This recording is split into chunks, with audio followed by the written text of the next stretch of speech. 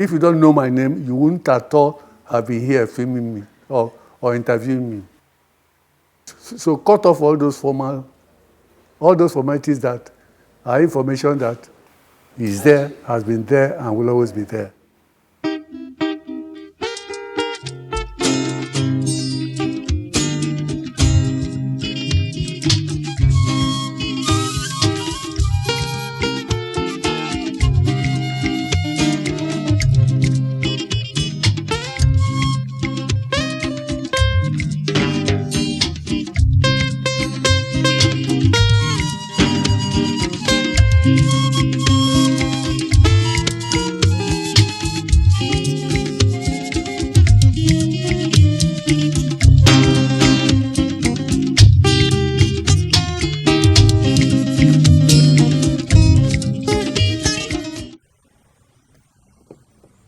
I painted as I sculpted, as I built.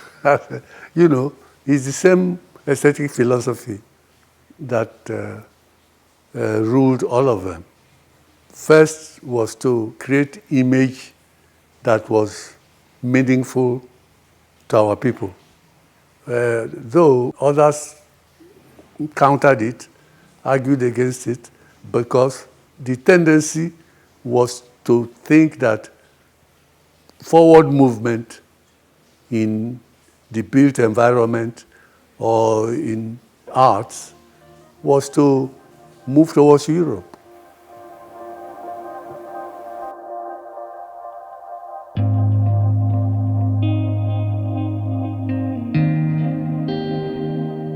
I set out to study architecture. And at that time, you know, everything was at the pioneering age. So if you wanted to study architecture, you had to go and be employed by the Public Works Department, and they will give you a scholarship to go to college to produce perfect drawing. I thought that craftsmanship is a technical thing which could be learned by anybody. I started to doubt if I should go. And meantime, I was also practicing my art.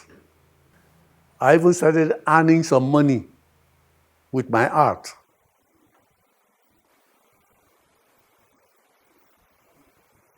All our teachers were European, from European art schools, especially English. We, their first students, saw that what they were offering us left out any study about our own traditional art.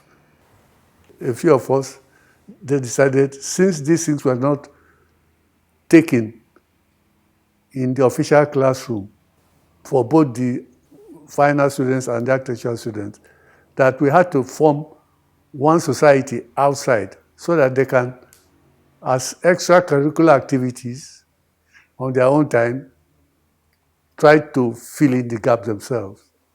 The Zaria Art Society is noted for its manifesto, Natural Synthesis, which seeks to, or sought to, combine traditional and history and the contemporary and take the best of both. We didn't call ourselves rebels. That was a given name much, much later by other people, because we didn't see what we were doing as a rebellion. I graduated and went to France for 1 year. I was studying theater. And when I came back from Paris, I got employed in the University of Ibadan. In fact, I was the first Nigerian lecturer in the School of Drama. I had to bend backwards or put in more effort, because while I was officially employed as a stage designer, the expatriate staff did not have enough visual image that represented our culture. So I went into play production, then went into costume, and then went into directing, and found myself doing dance, to augment what they were doing.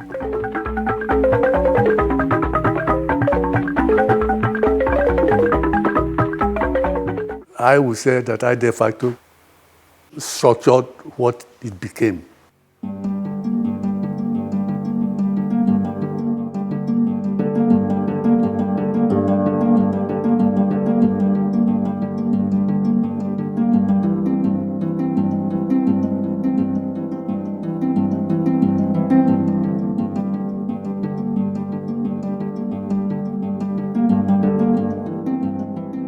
I organized a first workshop on terracotta at the Mbari Artists and Writers Club.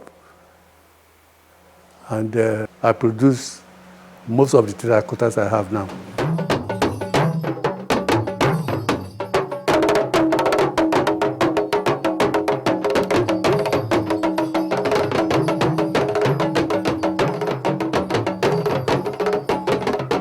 I also painted some pictures during that period, but there are very few.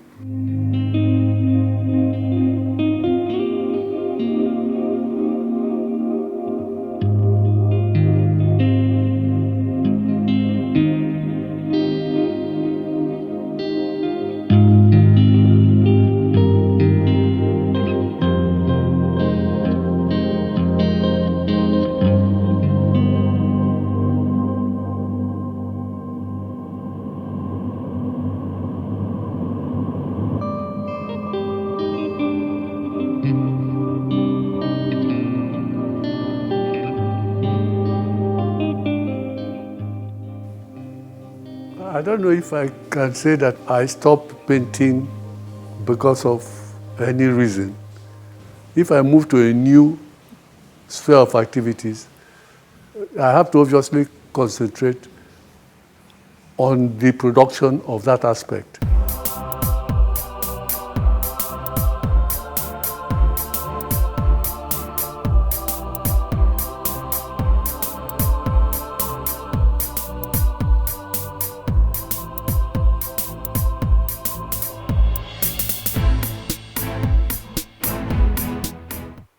There was a bylaw that if you didn't study architecture formally, you couldn't practice. I had to practice on the periphery. My logic was, well, we had very few trained architects anyway, but building went on. They didn't have to wait for a trained architect.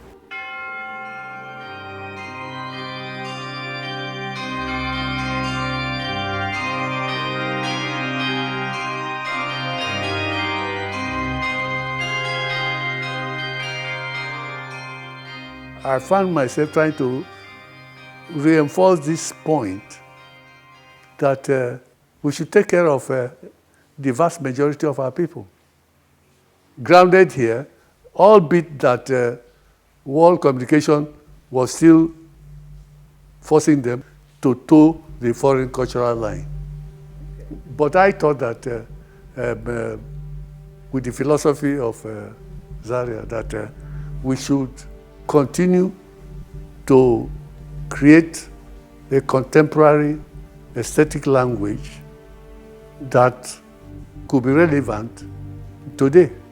So I decided to take images from traditional architecture as my motif, as my takeoff point that should serve the purpose of the people of today, which included the nuances that you get from imported, mass-produced technologies.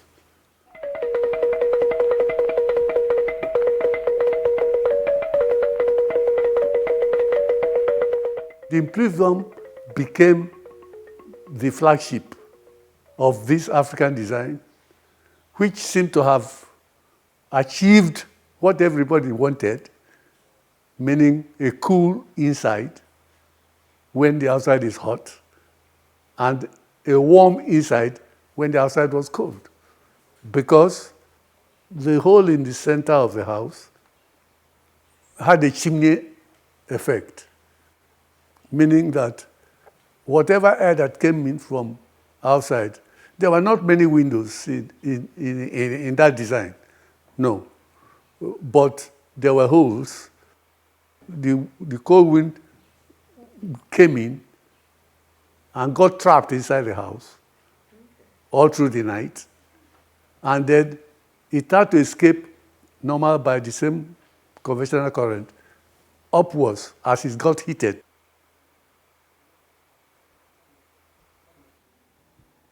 And this was the architecture that was all over in my village. Our people threw it away. So I decided to bring it back to allow everybody experience it. And might be hope that it will be accepted.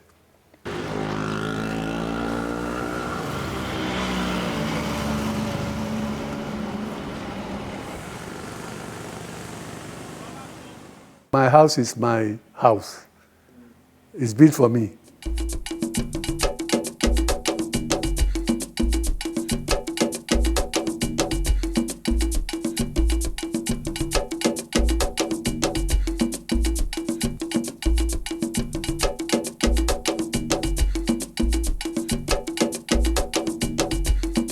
This wooden column, it appeared in the Dominican, it appeared in the theater in Benin. It has behind it a desire to show a typical architectural design in Igbo land, in the East. And also, my visit to Japan, all the temples had one central pillar.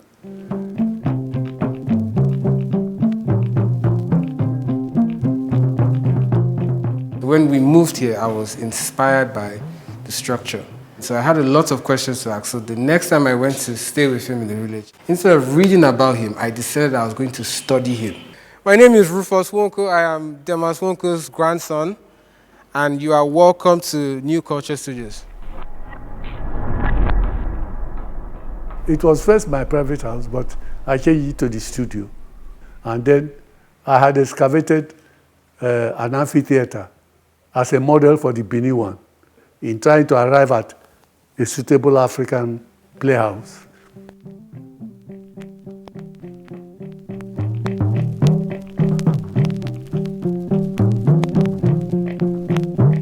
Apart from his family, any money he made, he brought down here to turn this place into a big artistic creative edifice for artists in general. The New Culture Studios, that's what he called it. We had the New Culture troupe rehearsing here to perform plays here monthly. While he was building this stage, he was preparing for the Festac Festival, the Pan-African Festival in '77, where he produced his play, The Children of Paradise. So they did all the rehearsals here, the dress and tech, and prepared for the production here. They also made New Culture magazines from '78 to '79.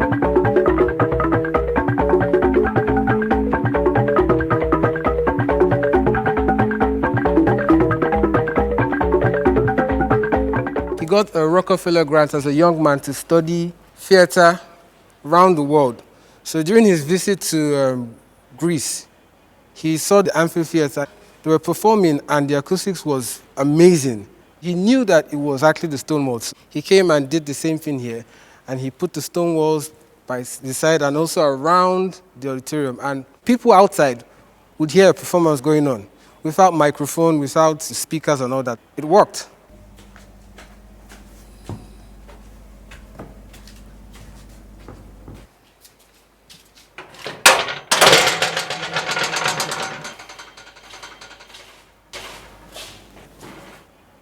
This is the recording studio, sound studio. Now, we have all his old film equipment in store here. That's the editing suite that's there. He had his chemicals, his tripod, his sound equipment, everything.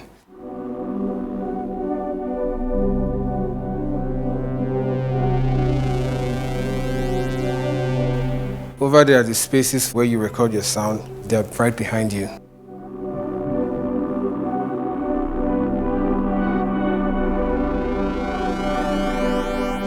Okay, so these are his laterite bricks, yeah, and These were made from the laterites that were excavated from the site here.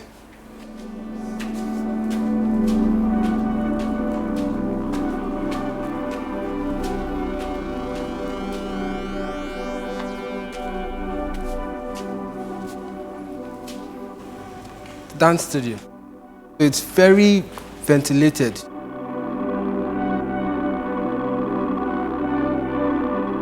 I never practiced commercial architecture, no. My first client was myself, meaning that I could do my thing anywhere I liked. Then the Roman Catholic Dominican monks fell into my hands. When they came to my exhibition of terracotta, Patembari, so they asked me if I could make them a religious plaque, which they can just put on their altar. But they hadn't built a church then. I said, do you intend to build a chapel, a church? They said yes.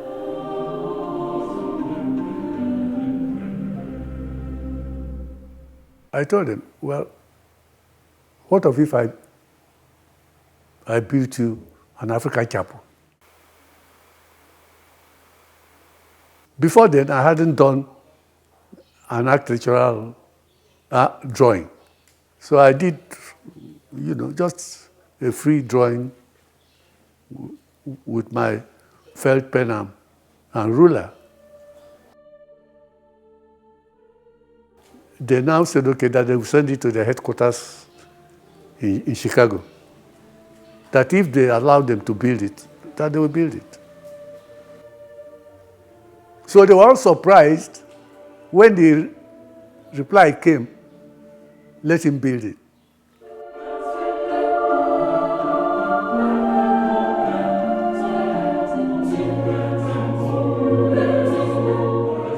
The drawings of your houses around the chapel, has it been designed? He said, yes. When they showed me, I said, these buildings will look like horse stables by my chapel. Would you allow me design all the other buildings around it for free? And they said, why not? I built that part-time because I was still a full-time lecturer in 18 months. But luckily, the yard was just at the fence of the University of Ibadan. That was my first architecture.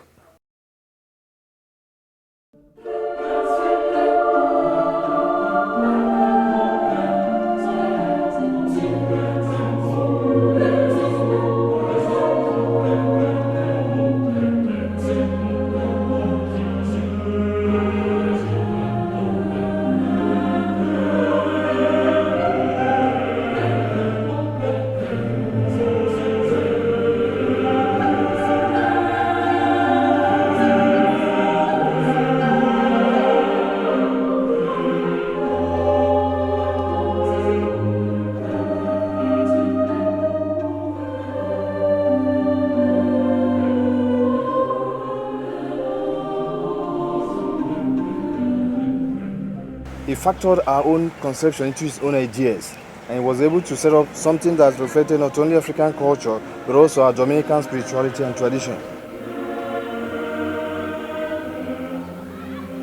The water behind me here, most people come here and think it's just fish pond. It goes beyond that. Before you enter, you have to cross that water, symbolizing crossing over the Red Sea and also being baptized and being welcomed into the church.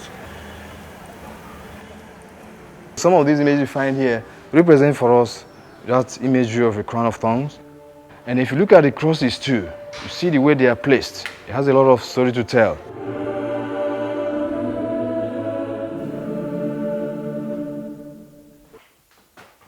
When I built my studio in Ibadan, I started a carpentry workshop there.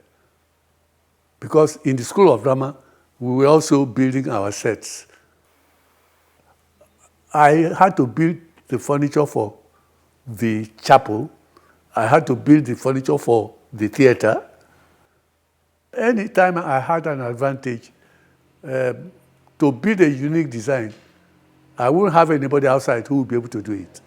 If I asked, and it was going to be given to an Italian contractor, and the amount would be so much that my clients wouldn't be able to afford it. So I opened a workshop, and I started building my own furniture.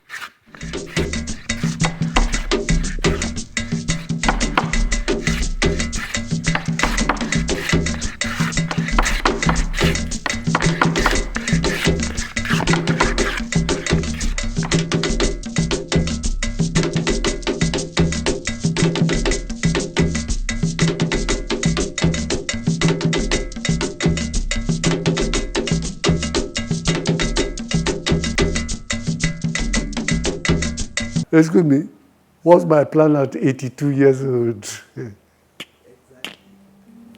Should I have any plan?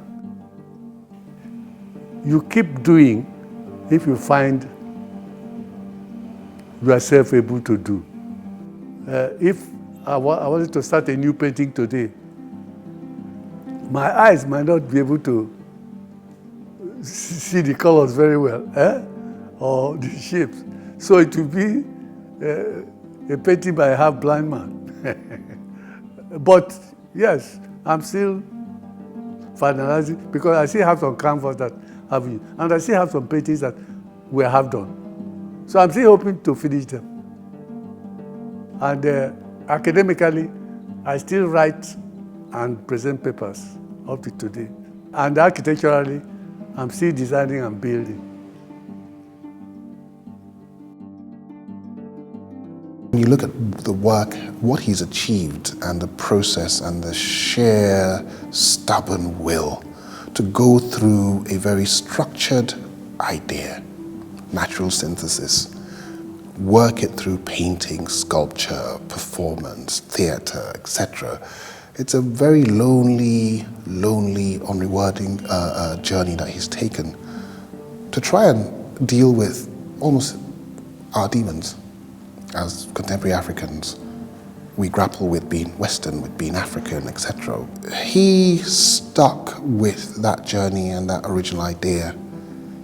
So in space, and what he's done, he's given us a template to resolve our issues. If I wrote on my passport, they say, what profession? I say artist. If I'm in the midst of artists and all that, I say artistic designer. I'm a designer because really I design everything.